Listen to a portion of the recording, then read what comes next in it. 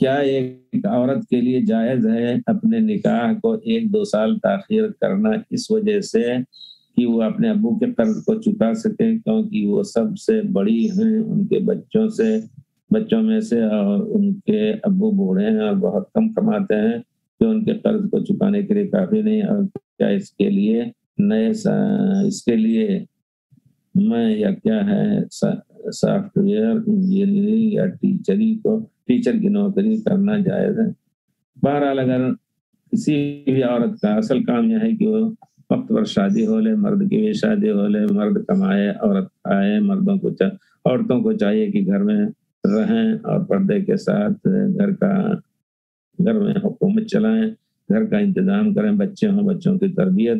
اور باپ کے اوپر خرچہ پورا اس کے اوپر ہے۔ لیکن اب چونکہ زمانہ بہت کچھ بدل رہا ہے اور عورتیں اپنا خود کماتی ہیں، تو یقیناً اگر یعنی ان کو شادی کی سخت ضرورت ہے تو شادی کر کے شرط کر لیں کہ ہم پڑھائیں گے انشاءاللہ، لیکن پڑھانے میں بھی شرط ہونی چاہیے، شرط ہے کہ غیر مرد اور مردوں کے ساتھ گھلنا ملنا نہ ہو، صرف لڑکیوں اور چھوٹی بچیوں کو پڑھانا ہو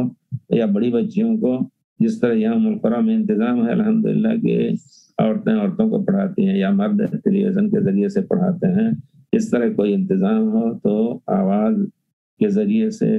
فوٹو نہ پیش کر کے آپ نوکری کر سکتی ہیں، اگر ضروری نہیں سمجھتی ہیں کہ شادی ہمارے لیے ضروری ہے۔ لیکن شادی کے بارے میں علماء کا جو فتویٰ ہے کہ آدمی کو اگر خطرہ ہے کہ اس کا